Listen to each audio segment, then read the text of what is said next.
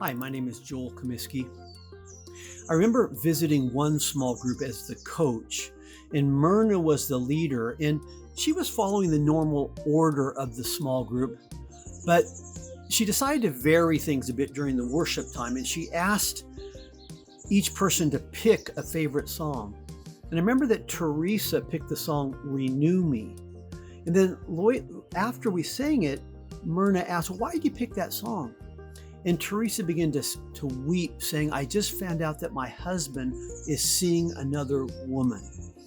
And Myrna, very sensitive to the Holy Spirit, she stopped everything. And we began to pray for Teresa.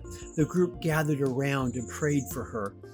And that small group became a family to Teresa because her husband did leave her, and yet she had a family in that small group. I visited that group 1 year later, and Teresa was still there, and she needed that family. But Myrna was very sensitive, not to just continue to go on, but rather to stop and to pray.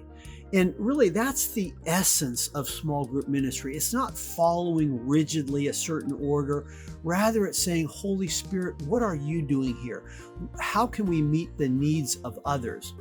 And there's actually a word for this, and it's called Oikodomeo. And that's a big word, but it's the Greek word that means building up or edifying. Literally, it means to reconstruct. And it comes from the Greek word oikos. And oikos is the Greek word for house or household.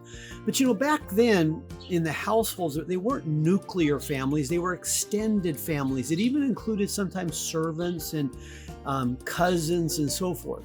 And the idea behind oikodomeo is building up the household.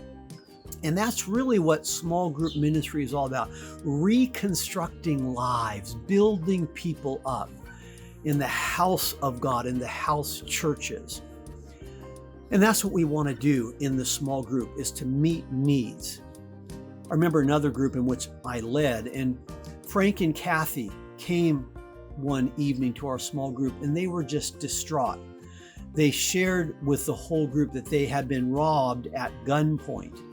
And they just were filled with fear and doubts, and they wanted to share. But we didn't just follow the normal order. Actually, Frank and Kathy became the order. They shared, we prayed, we ministered to them, and they left encouraged. They had a family. Oikodomeo had taken place. And that's what the small group is all about. And when a small group leader understands oikodomeo, building up, then it doesn't matter how many people are in the small group or who is there. The goal is to build up those who are present. Sometimes small group leaders are discouraged when only 5 people show up. They may be expected 10 or maybe even 3. But when oikodomeo is the goal, then the focus is on those who are present. And there's a sense in which if those people leave built up, edified, God has done his work and the group was a success. I have a book, The Spirit-Filled Small Group, which talks a lot about oikodomeo. I hope you can check that out. And then on our website, we have a lot of free resources about how you can be a more effective small group leader. God bless. If you like this video, please click on like and subscribe to our channel, but also check out the resources on our website.